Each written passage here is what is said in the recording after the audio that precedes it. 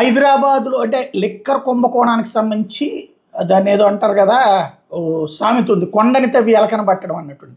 రకరకాలు ప్రయత్నించారు, ఇప్పటికి అరెస్టులు అనేకం జరిగిపోయినాయి. జగన్ అరెస్ట్ చేసేయాలనుకుంటున్నారు. ఫస్ట్ ఛార్జ్ షీట్ అయిపోయింది. ఛార్జ్ షీట్ అయిపోయింది కాబట్టి బెయిల్ ఇచ్చేయాలి. ఈ సందర్భంలో వాళ్ళకి బెయిల్ ఇవ్వకుండా ఉండాలంటే ఇంకా ఏదో దర్యాప్తు జరుగుతుందనాల. రెండవది జగన్ మీద కేసు పెట్టాలి. ఈ సందర్భంగా తాజాగా మరొకసారి సోదాలు చేసింది సిట్. భారతీయ సిమెంట్స్, రిసోర్స్ వన్, ట్రీ గ్రిల్లో ఈ సోదాలు జరిగినాయి. కేసిరెడ్డి రాజశేఖర రెడ్డిది, అట్లాగే చాణక్య సంస్థల్లో తనిఖీలు జరిగినాయి.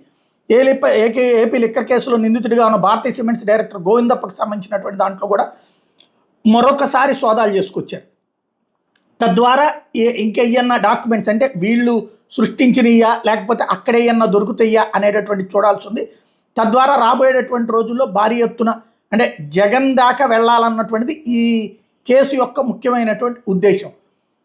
ఇప్పటిదాకా వీళ్ళందరి దగ్గర నుంచి తీసుకెళ్ళి జగన్కే వెళ్ళి అని చెప్పారు. బట్ ఇక్కడ 10 పైసలు దొరకలేదు, అది పెద్ద సమస్య.